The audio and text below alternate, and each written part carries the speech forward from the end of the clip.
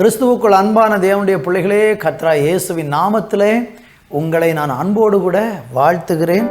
நம்முடைய தேவனாகிய கர்த்தருக்கு நம்ம எல்லாரும் சேர்ந்து மகிமை செலுத்தி அவரை ஆராதிக்க போகிறோம்.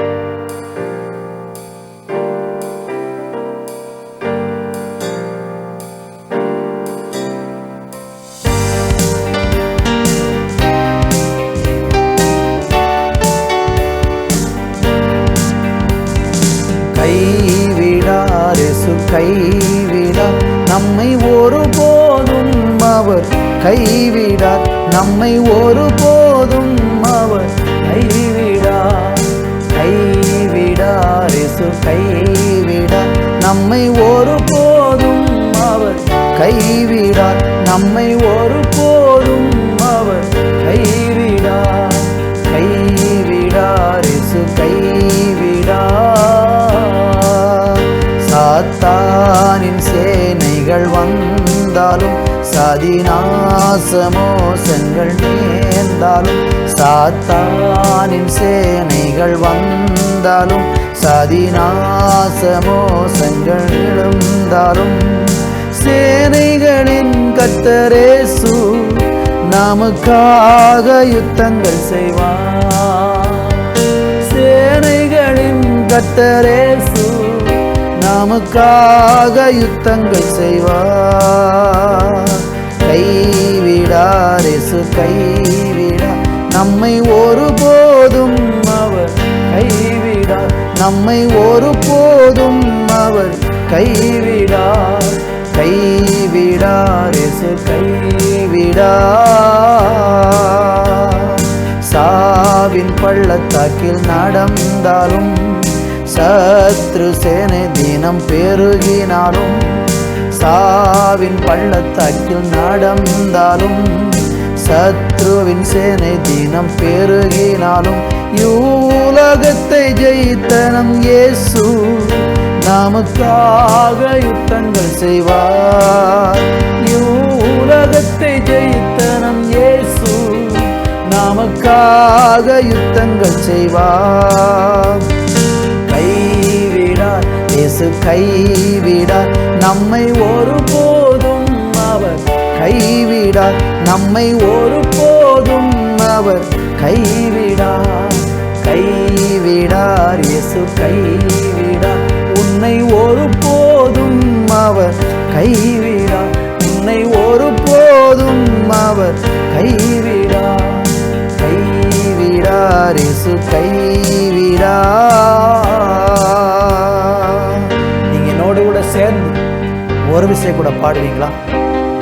விசுவாசத்தோடு நம்பிக்கையோடு பாடினார் ஆண்டவராகிய தேவன் நிச்சயமாக உங்களையும் என்னையும் கைவிடாமல் தூக்கி எடுக்க போகிறார். ஆமென்.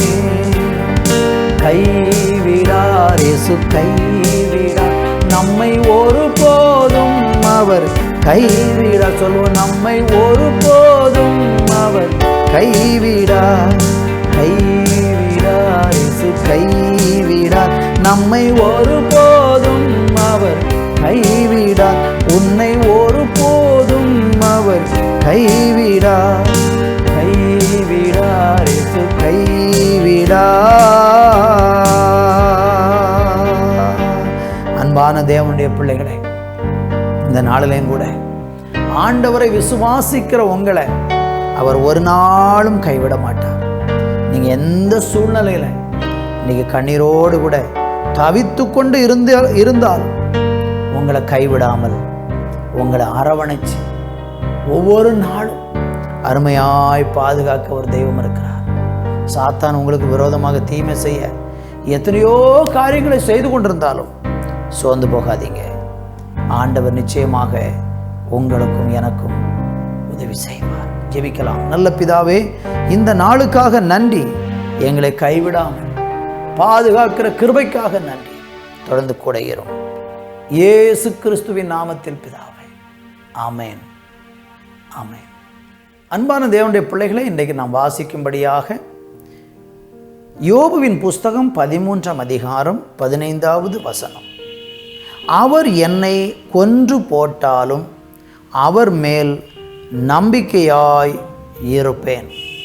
அன்பு தேவனுடைய பிள்ளைகளே, யோபு பக்தன் கர்த்தர் மேல் கொண்டிருக்கிற நம்பிக்கையை குறித்து சொல்லுகிறான். நம்பிக்கையை குறித்து இன்றைக்கி நம்ம பார்த்தா உலகத்தில் ஒவ்வொரு மனிதனும் ஒவ்வொரு விதமாக அதை குறித்து பேசுவார்கள். சிலர் கஷ்டம் வரும்போது மாத்திரம் கர்த்தரை நம்புகிறவங்க இருக்கிறாங்க. சிலர் தேவை வரும் பொழுது மாத்திரம் கர்த்தரை நம்புகிறவர்களும் தேடுகிறவர்களும் இருக்கிறாங்க.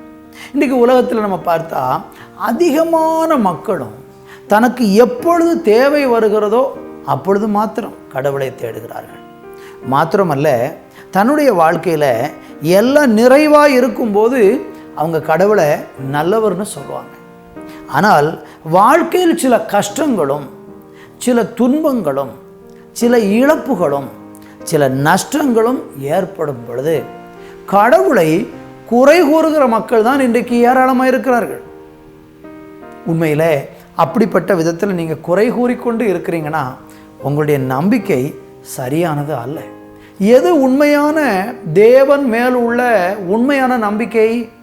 நம்முடைய வாழ்க்கையில் எந்த ஒரு கஷ்டம் வந்தாலும் அந்த கஷ்டத்திலையும் என்னை நடத்தின, எனக்கு கடந்த நாட்களில் உதவி செய்த, எனக்கு நன்மை செய்து என்னை பாதுகாத்த அந்த தெய்வத்தின் மேல் நான் நம்பிக்கையாக இருப்பேன் என்று கொஞ்சம் கூட மனம் பதறாமல் அவரை சார்ந்து நிற்கிறார்கள் பாருங்க, அவர்கள்தான் உண்மையான நம்பிக்கை உடையவர்கள். இன்றைக்கி அநேகர் சந்தர்ப்பவாதிகளாக இருக்கிறாங்க. சந்தர்ப்பத்திற்கு ஏற்றாற்போல எல்லாம் மாறிக்கொள்வாங்க. இல்லை, எந்த கஷ்டம் வந்தாலும் எந்த துன்பம் வந்தாலும் என்ன பாடு வந்தாலும் கடவுள் மேல் கொண்ட நம்பிக்கை விடவே கூடாது. காரணம், நம்முடைய வாழ்க்கையில் வரக்கூடிய ஒவ்வொரு கஷ்டத்திற்கும் ஒரு காரணம் இருக்கிறது. ஏதோ சில காரியங்களை கடவுள் நம்முடைய வாழ்க்கையில் செய்கிறார். இந்த நிகழ்ச்சியை பார்க்கிற நீங்கள் ஒருவேளை துன்பத்தை அனுபவித்து கொண்டிருக்கலாம், கடவுள் பக்தி உள்ளவர்களாய் கூட இருக்கலாம். அப்படிப்பட்ட சூழ்நிலையிலும் உங்களுக்கு ஏன் இந்த சோதனை என்று சோர்ந்து போயிருக்கிறீர்களா? கர்த்தர் மேல் நம்பிக்கையாக இருங்கள், ஆண்டவர் உங்களை ஆசீர்வதிப்பார். தானியேலின் புஸ்தகத்திலே 17-18 வசனங்களை வாசிக்கிறேன். நாங்கள் ஆராதிக்கிற எங்கள் தேவன் எங்களை தப்புவிக்க வல்லவராய் இருக்கிறார். அவர் எரிகின்ற அக்கினி சூளைக்கும் ராஜாவாகி உம்முடைய கைக்கும் நீங்களாக்கி விடுவிப்பார். விடுவிக்காமல் போனாலும் நாங்கள் உம்முடைய தேவர்களுக்கு ஆராதனை செய்வதும் இல்லை, நீர் நிறுத்தின பொற்சிலையை பணிந்து கொள்வதும் இல்லை என்கிறது உமக்கு தெரிந்திருக்க கடவுது என்றார்கள். இங்கே நீங்கள் படிக்கும் பொழுது 3 வாலிபர்கள் கடவுள் மேல் ரொம்ப நம்பிக்கை உடையவர்கள். அவர்களுக்கு ஒரு கஷ்டம் வருகிறது. என்ன கஷ்டம்? அவர்கள் வணங்கின தெய்வத்தை விட்டுவிட்டு ஒரு அந்நிய கடவுளை வணங்கும்படியாக அந்த ராஜா அவர்களை நிர்பந்திக்கிறார். ஆனால் அவர்கள் சொல்லுகிறார்கள், நாங்கள் ஆராதிக்கிற தேவன் எங்களை தப்புவிக்க வல்லவராயிருக்கிறார்.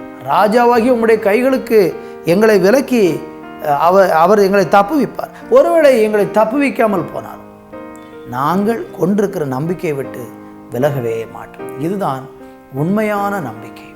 இன்றைக்கி நீங்கள் எப்படிப்பட்ட நம்பிக்கையுடையவங்களாக இருக்கிறீங்க? கஷ்டம் வரும்போது ஓடி போகிறீங்களா?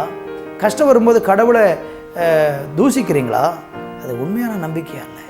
கஷ்டத்திலும் அவர் மேல் நம்பிக்கை கொள்வோம், கர்த்தர் விடுதலையாக்குவார். நீங்கள் படித்து பாருங்கள், யோபு நான் கொன்று போட்டாலும் நம்பிக்கையாக இருப்பேன்னு சொன்னான். அவனுடைய எல்லா கஷ்டமும் நீங்கி 2 மடங்கு ஆசீர்வதிக்கப்பட்டார். இந்த வாலிபர்களை பாருங்கள், 3 பேர் அக்கினி சூளையில் எரியப்பட்டார்கள். அது நடுவிலிருந்து 4வது நபராக வந்து அவர்களை காப்பாற்றி தேவன் வெளியே கொண்டு வந்தார்.